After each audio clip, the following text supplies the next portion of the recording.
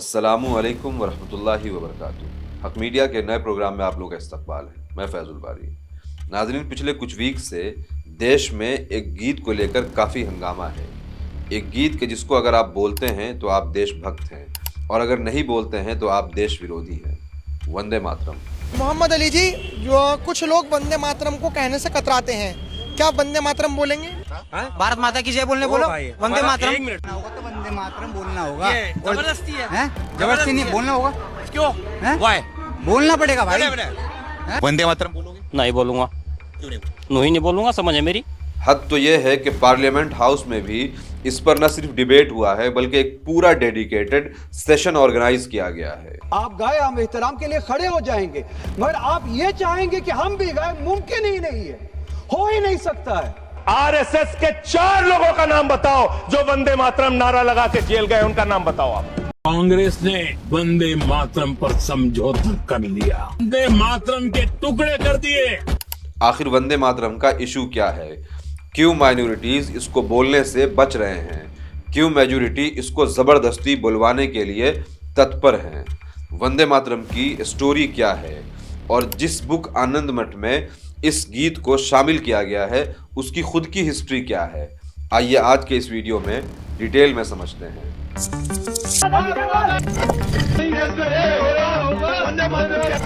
वंदे मातरम स्वीकार नहीं है, उनको भारत में रहने का कोई अधिकार नहीं। हिंदुस्तान में रहना है तो फिर वंदे मातरम।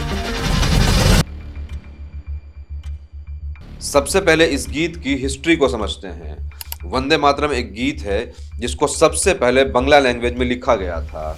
इसके राइटर हैं एक बंगाली पोएट बंकिम चंद्र चटर्जी, जिन्होंने इस गीत को 1876 में लिखा था।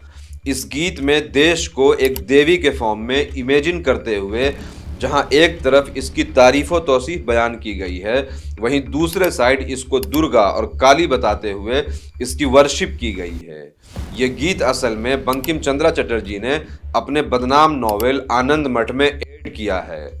एक नॉवेल जो बेसिकली मुस्लिम हुक्मरानों और आम मुसलमानों के खिलाफ हिंदुओं की जंग के ऊपर बेस्ड है।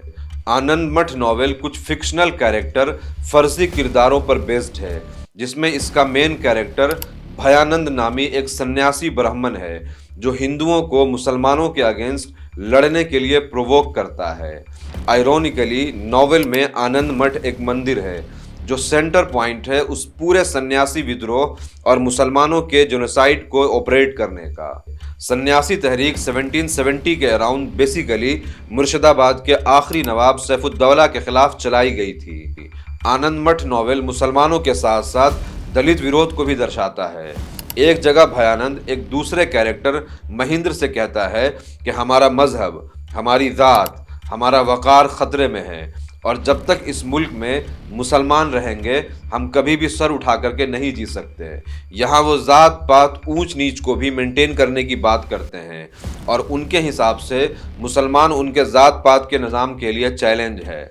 ज़ात पात मतलब वो ब्राह्मणिकल सुप्रीमेसी जो मनुस्मृति से इंस्पायर्ड है।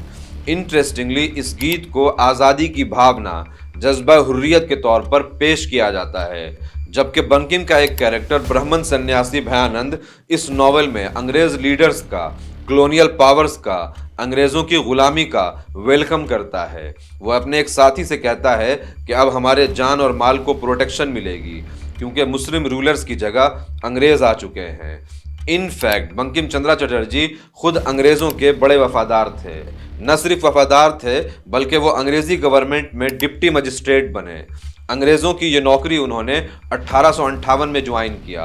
1858 ये 1857 की पहले जंग से जस्ट एक साल बाद है। मतलब जब पूरा देश अंग्रेज़ों से आज़ादी के लिए लड़ मर रहा था, जेल जा रहा था और ये महान साहित्यकार, राष्ट्रवादी पोएट अंग्रेज़ों के यहाँ नौकरी एंजॉय कर रहे थे। जनाब बंकिम चंद्रा साहब के बारे में मैं आपके सामने डॉक्यूमेंट लेकर रहा हूं कि उन्होंने बीए का एग्जाम पास नहीं किया था, 7 मार्क्स से फेल हो गए थे, ये भी रख रहा हूं। बंकिम की अंग्रेज़ों से ये वफादारी उन्हें विरासत में मिली थी। उनके फादर यादव चंद्रा चट्टोपाध्याय भी अंग्रेज़ी हुकूमत में डिप्टी कलेक्टर थे। बंकिम 1891 में जॉब से रिटायर हुए। उसी साल अंग्रेज़ों ने उन्हें राय बहादुर के टाइटल से नवाजा। 1892 में इंतकाल हुए। जिंदगी भर अंग्रेजों के यहाँ जॉब की, उनके वफादार रहे। बंकिम का अंग्रेजों के बारे में क्या विचार थे, उन्होंने जो आनंद मठ नॉवेल में लिखा है उसको गौर कीजिए। पेज नंबर 125 में लिखा है कि एक अंग्रेज आर्मी ऑफिसर को कैदी बनाने के बाद एक सन्यासी कहता है, अंग्रेज हमारे मित्र हैं, अंग्रेजों की जय हो। पेज नंबर 159 में लिखा है, अंग्रेज राज डंडले, इसीलिए संतानों का ये विद्रोह हुआ है। मतलब अंग्रेजों को हुकूमत में लाने के लिए वो पूरा सन्यासी आंदोलन हुआ था। फिर इसी पेज में आगे और जोर देते हुए उन्होंने लिखा है कि अब शत्रु कौन है, शत्रु अब कोई नहीं है, अंग्रेज हमारे मित्र हैं। बंकिम का ये गीत और ये नॉवेल असल में हिंदुइज्म, हिंदुत्व और हिंदू राष्ट्र की पृष्ठभूमि तैयार करती है। नॉवेल आनंद मठ आरएसएस के मेंबर्स और हिंदुत्व के लोगों के लिए एक सिलेबस या गाइड बुक के जैसे काम करती है। आयरोनिकली अगर आप पैगनिज्म के एंगल से देखें तो आपको ये गीत बहुत अट्रैक्टिव, इंस्पिरेशनल लगेगा, क्योंकि इस बुक और ख़ास कर ये गीत वंदे मातरम में जिस देश में आप रहते हैं उसकी न सिर्फ अच्छाइयाँ बयान की गई है, बल्कि एक सच्चे देशभक्त या लैंड भक्त होने की हैसियत से उससे देश के लिए बलिदान देने को प्रेरित करता है।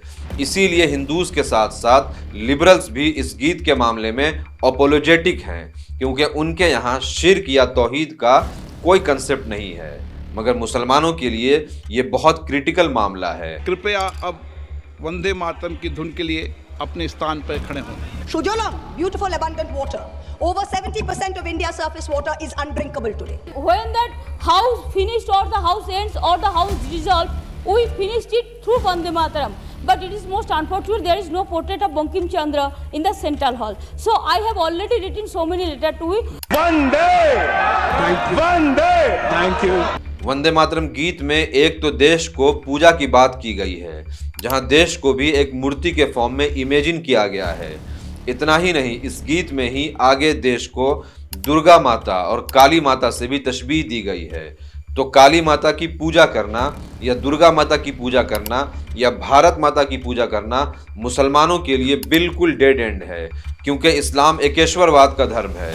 मतलब इस्लाम में सिर्फ और सिर्फ एक ईश्वर का, सिर्फ एक अल्लाह का कंसेप्ट है। एकेश्वरवाद, तौहीद का कंसेप्ट इस्लाम का फर्स्ट प्रिंसिपल है। आप बोलिए नेशनल सॉन्ग है, आप बोलिए नेशनल सॉन्ग है, कोई दो राय उसमें नहीं है, मगर हम पे थोपिए मत। बाकी हम खड़े भी हो जाएंगे जिस वक्त आप गाएंगे, लेकिन हम ये बोल नहीं सकते हैं। हमारा मैं बताऊंगा क्यों। हमारा ईमान जो है, हमारा ईमान जो है वो सिर्फ एक अल्लाह है, और इस्लाम में एक ही चीज है जिससे हम मुसलमान कहलाए जाते हैं, वो है ला इलाहा इल्लल्लाह मुहम्मद रसूलुल्लाह। और इसी अकीदा तौहीद के वजह से न सिर्फ वंदे मातरम का बल्कि जनगण मन का भी मामला कोर्ट में जा चुका है। साल 1995 में अंजुमन इस्लामिया ट्रस्ट ने गुजरात हाई कोर्ट में मुकदमा दायर किया, जिसमें गुजरात हाई कोर्ट ने मुसलमानों के ऑब्जेक्शन को एक्सेप्ट किया कि भारत माता का दुर्गा देवी के रूप में पेश किया जाना इस्लामिक आइडियोलॉजी के खिलाफ है। यहाँ तक कि 1998 में इंडियन सुप्रीम कोर्ट ने यह फैसला दिया कि अगर नेशनल एंथम जनगण मन से किसी का रिलीजियस सेंटिमेंट हर्ट होता है तो उसको पढ़ने के लिए ज़बरदस्ती मजबूर नहीं किया जा सकता। जब नेशनल एंथम के मामले में सुप्रीम कोर्ट का यह जजमेंट है तो फिर वंदे मातरम या और कोई भी गीत के बारे में क्या ही बात की जाए।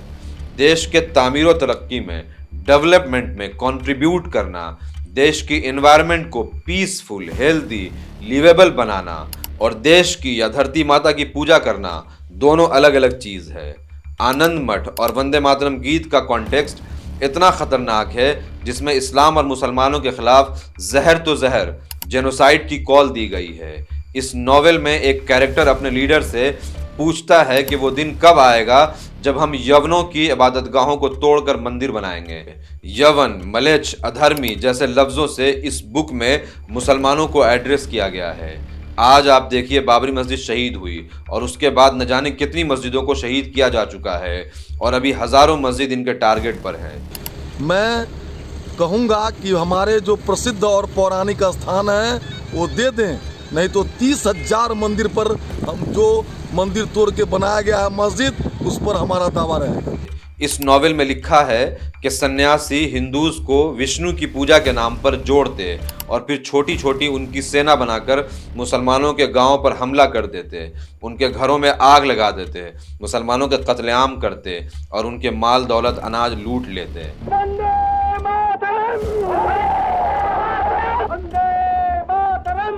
आनंद मठ का ये हिंदू नेशनलिज्म का वो पैटर्न था जो आज पूरे देश भर में रीइंफोर्स हो रहा है। जहां आप देखेंगे कहीं मुसलमानों का इकोनॉमिक बाइकॉट है, कहीं मॉब लिंचिंग है, कहीं सो कॉल्ड दंगा में सिर्फ मुसलमानों के दुकान मकान लूटे जाते हैं, जलाए जाते हैं। ये सब उसी आनंद मठ से प्रेरित हैं जिसमें वंदे मातरम लिखा हुआ है। ये वंदे मातरम की कंट्रोवर्सी कोई नई नहीं है। कांग्रेस जब 1936-37 प्रोविंशियल इलेक्शन में मेजोरिटी से जीत कर आई तो लगभग सारे गवर्नमेंट इंस्टीट्यूशन में वंदे मातरम पढ़ने की बात की गई, जिस पर तभी से उलमाओं के साइड से बहुत ज़्यादा बैकलैश हुआ और उसी के नतीजे में वंदे मातरम को पूरा न पढ़ के सिर्फ शुरू के 2 मिसरों को नेशनल सॉन्ग माना गया। आज लगभग 85-90 साल के बाद फिर से यह मामला उठ खड़ा हुआ है, जिसमें पार्लियामेंट हाउस में इस मामले पर डिबेट हो रहा है। सितंबर 1937 मद्रास असेंबली में वहां के एक लीडर SM लालजन ने यहां तक कहा था कि ये गीत अ वॉर कराई अगेंस्ट ब्रिटिश इंपेरियलिज्म नहीं बल्कि अ वॉर कराई अगेंस्ट इस्लाम है। तो जिस बुक में मुसलमानों के कत्लेआम को प्रमोट किया गया हो, लिटरली मुसलमानों के जेनोसाइड को ग्लोरीफाई किया गया हो, उस बुक की कोई गीत जिसमें शिरकिया अल्फाज हो मुसलमान कैसे बोल सकता है? क्या भला कोई अपने मरने के लिए नारा लगा सकता है? क्या भला कोई अपने लोगों के कत्लेआम के स्लोगन को चीयर कर सकता है? नहीं। आज वंदे मातरम पढ़ने के लिए मुसलमानों को मजबूर करना असल में सिर्फ एक सॉन्ग पढ़ने, एक गीत पढ़ने या वतन से मोहब्बत की बात नहीं है, बल्कि ये एक कोशिश है मुसलमानों को मुसलमानियत से अलग करने की। एक कोशिश है मुसलमानों से ये कहने की कि तुम एक अल्लाह को नहीं बल्कि हिंदुओं के हिसाब से अलग अलग खुदाओं को मानो। मगर मुसलमान हर चीज़ से कॉम्प्रोमाइज़ कर सकता है, मगर शिर्क से कॉम्प्रोमाइज़ नहीं कर सकता, क्योंकि ये इस्लाम और कुफ्र के बीच एक डेड लाइन है। उम्मीद करता हूँ कि आप पूरे वंदे मातरम आनंद मठ की पूरी स्टोरी समझ चुके होंगे। इसको ज़्यादा से ज़्यादा शेयर करें। कमेंट में ज़रूर बताएं कि वीडियो आपको कैसा लगा। Thank you.